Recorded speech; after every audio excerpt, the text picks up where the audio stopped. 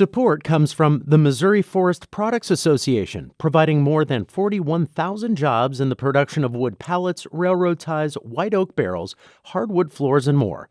Details at choosewood.com. From St. Louis Public Radio. This is St. Louis on the Air.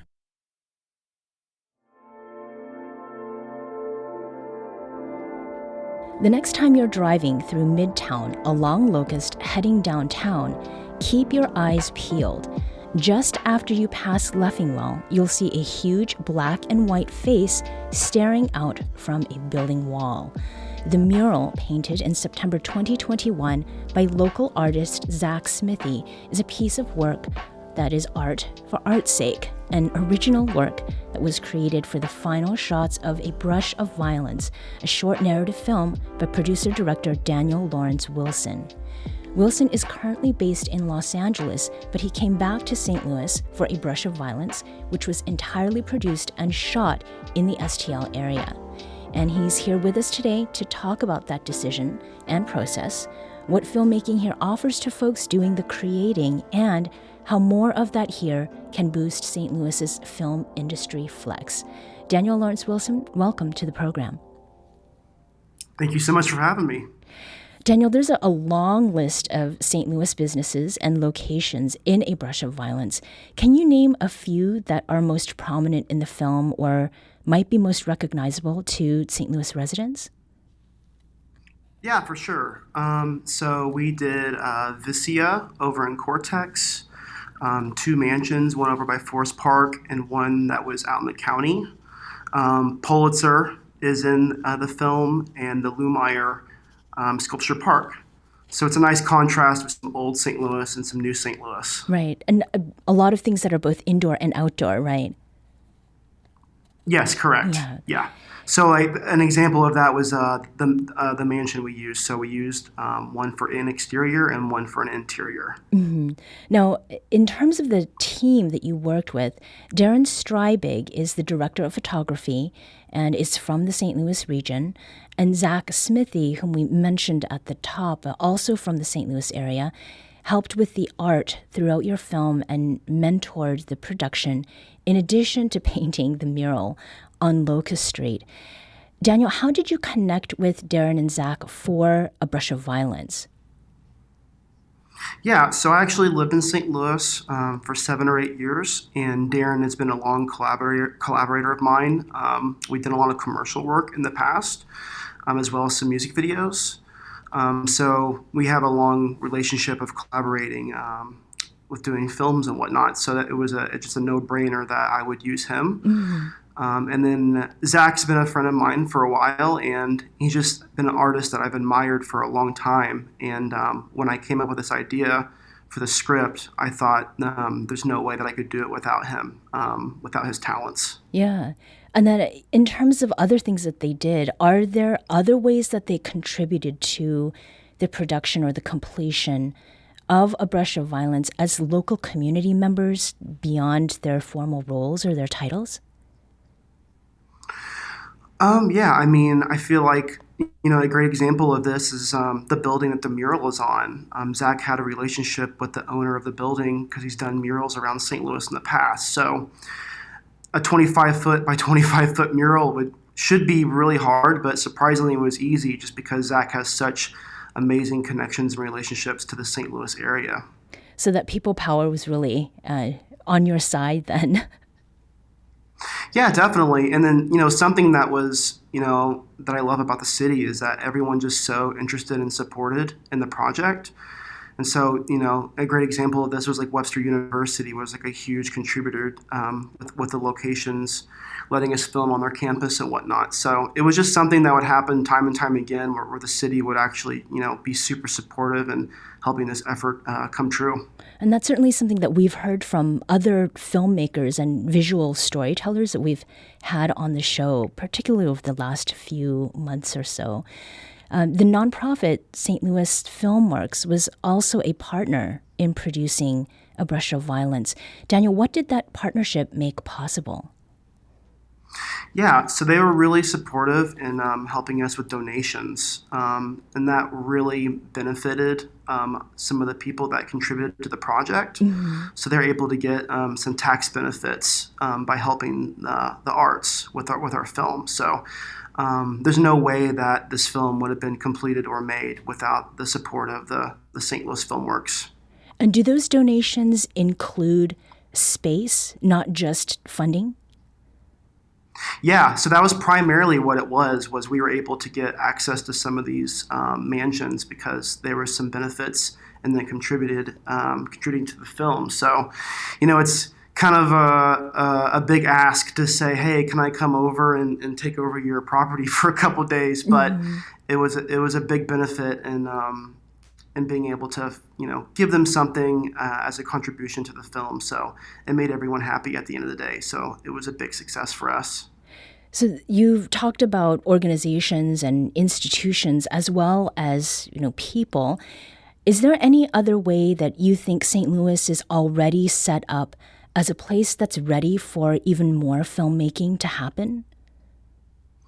Yeah, totally. I feel like, the city has a lot of character and a lot of variety. And I feel like one of the biggest benefits that kind of struck me as I was doing this 2 weeks of shooting for A Brush of Violence was logistically, it's a complete pleasure. You can go to LA or New York or Chicago and, bouncing around location to location can add a lot of extra troubles and problems to production that could be avoidable. And so I feel like with the visuals that you can get with the city, the support of the local community, and the logistics and tools that are available, I feel like it's a great city to film in. We don't often hear pleasure and logistics in the same breath. So that certainly is something that sounds like a positive for everyone involved. Now, as far as the film itself goes, I think some of the pleasure that you took in those logistics really shows up in the quality of the film that you have made. Daniel, can you give us a brief synopsis of A Brush of Violence? Yeah, so it's about a photographer gets the opportunity to go take portraits of an anonymous famous painter.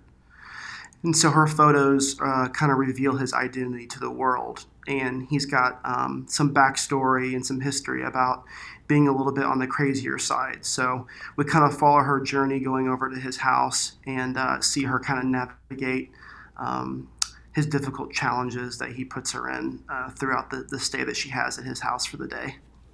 And can you give us the names of the characters once again? Yeah, the main characters are Aquila and Vio, V-I-O. And Aquila is the photographer, and Vio is the mysterious artist. Yes, correct. Now, this feeling of mystery and suspense is very much part of the film. And there's a moment about halfway through the movie that offers a glimpse into how Vio feels about his own art. Tell me, Aquila, how far would you go to be remembered? And for the opportunity to live past this existence. To do something together that challenges us.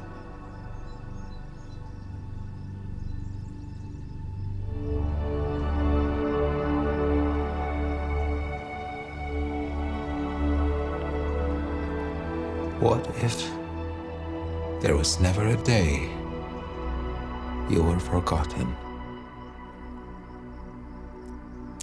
That was part of a scene from Daniel Lawrence Wilson's A Brush of Violence.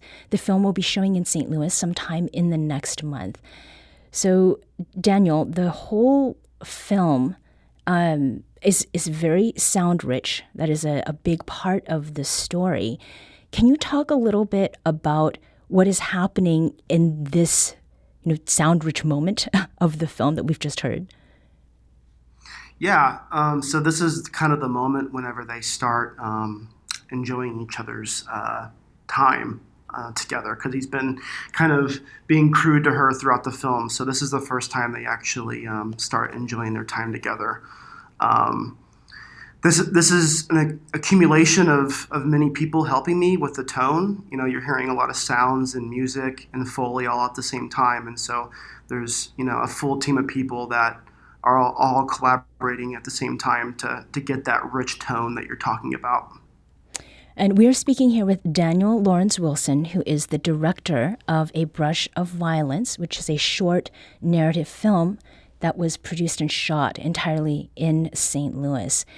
Daniel, what was it about St. Louis that made you want to film A Brush of Violence here, especially sort of given that atmospheric quality of not just the sound, but of the visuals too?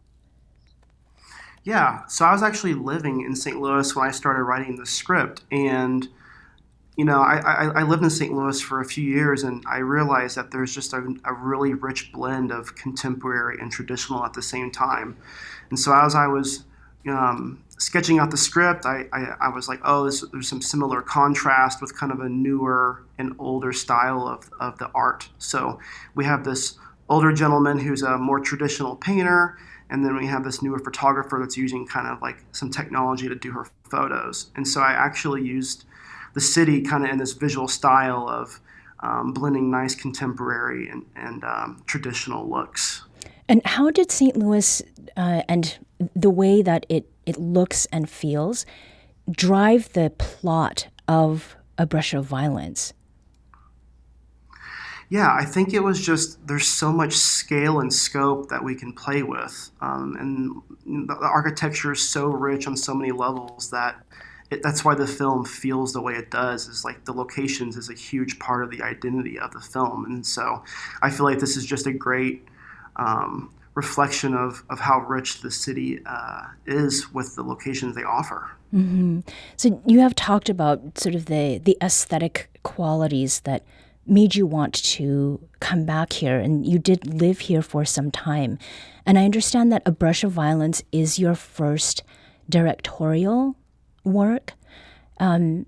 Yes. Was there something, while you were living here, did you have an inkling of what you wanted to do with this film that really made you come back, or was it sort of the convergence of different factors that drove your decision to film and produce in St. Louis?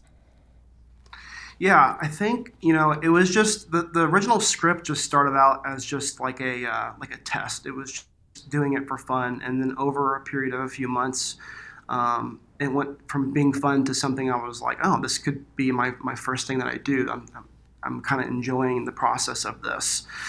So when I was writing it, I wrote it with St. Louis in mind. And so I had just advantages of kind of pulling up inspiration with the certain scenes that I wanted. So like when she's walking into the museum, I was like, this has to be Pulitzer.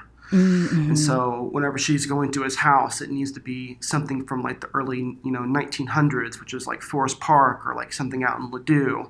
And then when we're back at her house, we can go downtown and do something with a lot of glass. And so I really, really wrote the script for the city, and I used it and to my best advantage. And I feel like that's why it feels the way it does, is because I wrote it for places that exist. Mm-hmm. And the Pulitzer is right in our area. We're located here in Grand Center. Why did you want the Pulitzer specifically? Oh, it's just such a statement of a building. Like a great example of this is my lead actress. She's a huge fan of architecture and design, and she's from Los Angeles. And she stayed in St. Louis for about 2 weeks doing this film, and towards the end of the project, we went to the Pulitzer. And she was just like in shock. She's like, this is amazing that St. Louis has this structure. Like, this is so rare and unique. And so, yeah, it's such a statement of a building, and it's special. And so I just like did everything that I could to get it in the film, and we're able to do so. As you are talking, we had an exchange earlier. I moved here from Los Angeles, and I think sometimes the attitude that people have coming from places like LA is that they're surprised to see architectural beauty and sort of texture, that meeting of different periods of time within relatively small sort of square footage, so to speak. When you've talked with people about A Brush of Violence and producing it and shooting it all here, do other people who are in the industry there, are they at all surprised by that decision? I would say so, but I mean, the feedback after they watch it is just like huge because, they're seeing a lot of unique, special locations that aren't kind of like over filmed. You watch something that's like, a lot of locations in LA and New York, you see them a lot. And so I've gotten a lot of feedback about, wow, like they're like taken and like shocked with just some of the visuals that we're able to get out of the city of St. Louis. So there's almost an ambassadorial job that your film is doing. And, you and Zach Smithy left a literal mark on the city with that mural for A Brush of Violence out here in Midtown. There's a lot of development going on around there, so there's even more potential for people to see it if that mural stays up.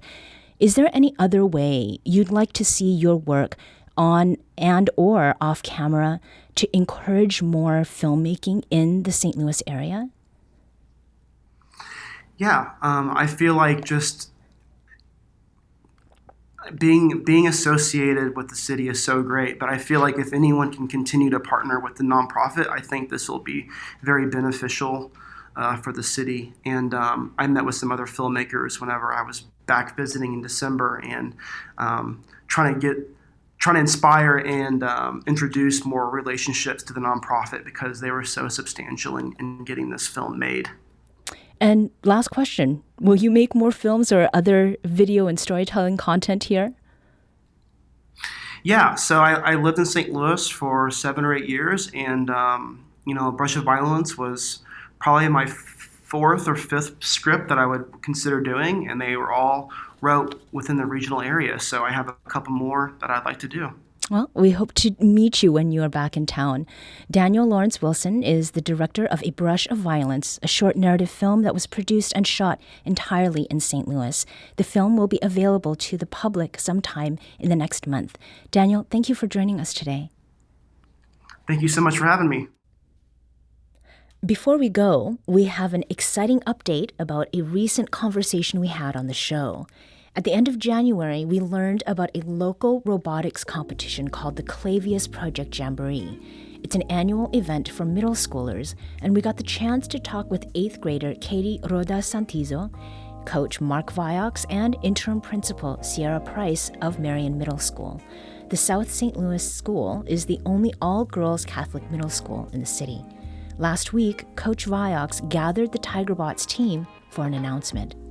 Okay, we just received the announcement of the awards for the 2023 Clavius Jamboree, and I'm happy to announce that for the 5th consecutive year, Marion Middle School has been awarded a platinum banner. That was the Marion Middle School robotics team celebrating news that they won top honors for the 5th consecutive year at the Clavius Project Jamboree in January. What we just heard came to our team via video, which showed students and teachers jumping up from their seats and one student wiping her palms across her eyes with what appears to be a combination of happiness and relief. Marion Middle Tigerbots, we're shouting you out today for earning that platinum banner. Congratulations from all of us here at St. Louis on the Air. This episode was produced by Avery Rogers, with audio engineering by Aaron Dorr. Our executive producer is Alex Hoyer. This podcast was mixed and edited by Aaron. St. Louis on the Air is a production of St. Louis Public Radio. Understanding starts here.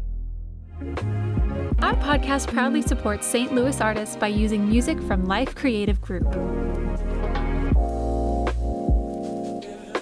Do you find yourself regularly listening to episodes of St. Louis on the Air? suggest us to a friend you think might enjoy our conversations. And leave us a review and rating on Apple Podcasts on the App Store. It's the simplest way to help people discover our show. Thanks. St. Louis Public Radio is a member-supported service of the University of Missouri St. Louis.